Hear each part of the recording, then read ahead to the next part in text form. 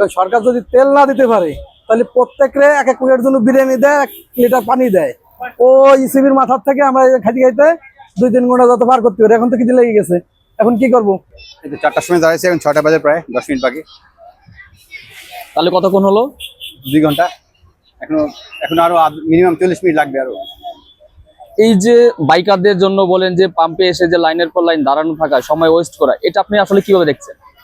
কিছু তো করার নাই, আসলে পরিস্থিতি যেরকম সেরকম তো মেনে নিতে হবে কিছুটা।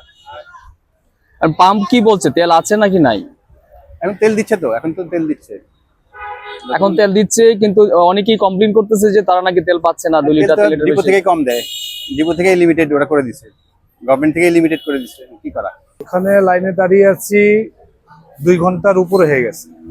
2 ঘন্টার পরে এই পাম্পের ভিতরে আসার সুযোগ পেয়েছি। আচ্ছা, এই যে তেলের যে সংকটটা, এটা আসলে আপনার ইতিবাচক কি দেখছেন? এখন এই সংকট নিয়ে আমরা কি বলবো ভাই, এখন এটা তো এই বিষয় নিয়ে সরকার ভালো জানে যে এটা কেন হচ্ছে বা তার কারণ কি। আমরা তো সাধারণ জনগণ, আমরা আমাদের মতন চলতে হবে, যেহেতু আমাদের ফুয়েল না নিলে আমরা কর্মস্থানে যেতে পারবো না, এটা আমাদের নিতেই হবে। এখন এই ক্ষেত্রে সরকারই একমাত্র ভালো ডিসিশন দিতে পারে। কিন্তু মন্ত্রী মহোদয় তো বলেছেন যে তেল পর্যাপ্ত পরিমাণে আছে। কন্ট্রাডিক্টরি, দুইটারই তো সামঞ্জস্য নাই। কোনো এক জায়গায় ভুল হচ্ছে, গভর্নমেন্টের দিক থেকে অথবা এখানকার ম্যানেজমেন্টের দিক থেকে। তেল নেওয়ার জন্য দীর্ঘ 2 ঘন্টা অপেক্ষা করতেছি ইসিবির ওই মাথার থেকে। এখন তো খিদে লেগে গেছে না, সরকার তো তেল তো ঠিক মতন দিতে পারতেছে না আমাদের। আমরা পাঠাও রাইডার, রেগুলার আমাদের 5 লিটার লাগে। কালকে থেকে তেল পাচ্ছি না। এই যে এখন সিরিয়াল দিচ্ছে 2-3 ঘন্টা, সিরিয়াল দেওয়ার পরে এখনো তেল নাই, 2 ঘন্টা পার হয়ে গেছে, অতএব খিদে লেগে গেছে। এখন সরকার যদি তেল না দিতে পারে তাহলে প্রত্যেকরে এক এক প্লেটের জন্য বিরিয়ানি দেয়, 1 লিটার পানি দেয়। ও ইসিবির মাথার থেকে আমরা খাইতে খাইতে 2-3 ঘন্টা যত পার করতে পারি। এখন তো কিছু লেগে গেছে, এখন কি করবো? এই দিকটা তেল পাচ্ছি না, প্রায় 2.5 ঘন্টা লাগবে, আরো মনে হয় আধা ঘন্টা মনে হয় লাগবে। 2.5 ঘন্টা 3 ঘন্টা পরে তেল নেবো। আজকে তো আর বাইক চালানো সম্ভব না। এখন তেল নেবো না সিরিয়াল দেবো ভাই? এদের তো বাসা ভাড়ার টাকা দিই নেই, বাড়ি যাবো, সেই ঈদে বাড়ি বাজাইতে পারি নেই। এখন কি যে করবো, হতাশ। এখন আমরা আসলে যারা বাইক রাইডার, আমরা হতাশ হয়ে গেছি। নাগরিক হিসাবে এটা বিরক্তিকর। সমস্যার সমাধান হইলে ভালো হয়, দ্রুত তেল পাইলে আমাদের জন্য ভালো। আমাদের মন্ত্রী মহোদয় বলছেন যে পর্যাপ্ত পরিমাণে তেল আছে, কিন্তু পাম্পে গেলে তেল পাওয়া যাচ্ছে না। এটাকে আপনারা আসলে কিভাবে দেখছেন? মন্ত্রীর কথার সাথে কাজের কোনো মিল নাই। আমার মনে হয় যে উনি যেটা বলতেছে বাস্তবে মাঠ পর্যায়ে ওনার আছে, দেখা উচিত।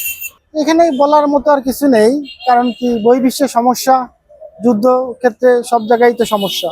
তখন আমার যেহেতু আমরা পাচ্ছি, তারপরে সুক্রিয়া কি এখানে একটা সিন্ডিকেট তৈরি হয়েছে আমার যা ধারণা। কারণ যেহেতু আমাদের সরকার থেকে তেলটা দিচ্ছে, তাহলে তারা যেহেতু বলতেছে যে তেল মজুদ আছে, তাহলে এরা পাম্প মালিকরা এটা সম্পূর্ণ নিয়ন্ত্রণ করতেছে আমার যা ধারণা। মন্ত্রী মহোদয় তো বললেন যত কিছুই করুক না কেন তেলের দাম বৃদ্ধি হচ্ছে না, তারপর কেন এটা হচ্ছে? এই যে পাম্প মালিকরা এরা সুবিধা ভোগ করতেছে, যদি কোনো রকম ফায়দা লুটে যদি খালি একবার বাড়াতে পারে তাহলে একটা লাভ না, বিশাল অঙ্ক লাভ। খারাপ লাগার ব্যাপার ভাই এটা, কারণ এত হ্যাসেলের ভিতরে এটা তো আসলে অনেক প্রবলেম। এভাবে যদি চলতে থাকে তাহলে তো প্রবলেম না নাগরিকের। আপনি কি প্রতিদিন তেল নিতে আসেন এভাবে? প্রত্যেকদিন না, আমার কিছুদিন পর পর আসতে হয়, বিকজ আমার কোম্পানির গাড়িতে তেল তুলতে হয়। আজকে নিজের বাইক নিয়ে আসছি তেল তোলার জন্য। তো এরকম হেসেলে কখনো পড়েছেন কিনা? হ্যাঁ অবশ্যই, এই কয়েকদিন ধরেই তো পড়তেছি, কয়েক মাস ধরেই তো এরকম ভাবে চলতে হচ্ছে প্রত্যেকদিন। এই বিষয়টাকে আপনি আসলে কিভাবে দেখছেন?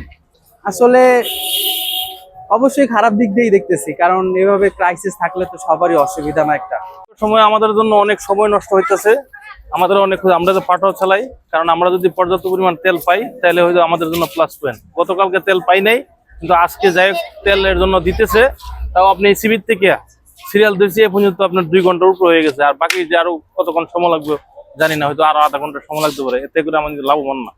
সরকার বলতেছে পর্যাপ্ত পরিমাণ তেল আছে, পাম্পে কিন্তু তেল নেই, অনেক পাম্প বন্ধ। এই আর কি, সরকার যদি এটার বিরুদ্ধে যদি কোনো একটা নিত তাহলে ভালো হইতো। এইখানে আসলে মানে সরকারের কোনো ঘাটতি আছে বলে আপনি মনে করছেন কিনা? সরকারের আমার কাছে মনে হইতেছে, কারণ সরকার যদি তদারকিতা করতো, সরকার যদি আপনার একটু তততলাপি নিত, তাহলে হয়তো পাম্পগুলা সচেতন থাকতো। এই আর খোলা তেল মাঝে মাঝে পাওয়া যায়, তাও 200 টাকা লিটার, কিন্তু ওই তেল দিয়ে তো আমাদের পাঠাও মারা হবে না, রাইড শেয়ারিং চলবে না। আমার লাভবান না। তো 140 টাকা লিটার তেল ওনারা 120 টাকা লিটার। 120 টাকা তেল যে লিটার, সেটা ওনারা 200 টাকা কেন নিচ্ছে? ওরা ওই যে পাম্পে থেকে কিনে নিতেছে হয়তো লাভ করার জন্য। এটাই ওদের জন্য, ওদের হলো এটা ব্যবসা। বর্তমানে তেলের বিষয়ে কোনো সুনির্দিষ্ট নীতিমালা নাই, বুঝছে? সরকার সুনির্দিষ্ট একটা নীতিমালা করে দেখ, যদি তেলের দাম বাড়ানো দরকার বেড়ে দেখ, কিন্তু আমরা তেল অ্যাভেলেবল চাই, বুঝছে? এই যে সারা শুক্রবার একটা দিন কোনো কাজকর্ম ফেলে রেখে আমরা আসছি তেল নিতে, এটা কি আমাদের কাজের দাম নাই, সময়ের দাম নাই? এখন সরকার এটা যদি না বোঝে তাহলে করার কিছু নাই, একটা সুনির্দিষ্ট নীতিমালা করুক, নীতিমালা করেও আমরা অন্তত তেলটা পাওয়ার একটা ব্যবস্থা করে দিই, ঠিক আছে? আমরা আর কিছু চাই না। সরকার তো বলছে পর্যাপ্ত পরিমাণে তেল আছে। তেল আসছে, কিন্তু এটা তো হলো তাদের মুখের কথা, বুঝছেন? তেল তাইলে আমরা এত কষ্ট করি, 3 ঘন্টা যাবত বসে আছি আমরা তেলের জন্য, তারপরে উগন্ত মশা। তো এখান থেকে আসলে প্রতিকারের উপায় কি আপনি মনে করছেন? বুদ্ধিকারের উপরে বললাম যে সুনির্দিষ্ট নীতিমালা দরকার, আর কিছু না। সরকার একটা নীতিমালা যদি 2 ঘন্টা করে 2 লিটার করে তেল দেয়, আরেক ভাই বললো যে 2 লিটার করে তেল দেয়, কিন্তু অ্যাভেলেবল করুক, তেলটা অ্যাভেলেবল করুক, সব পাম্পে তেল দিক।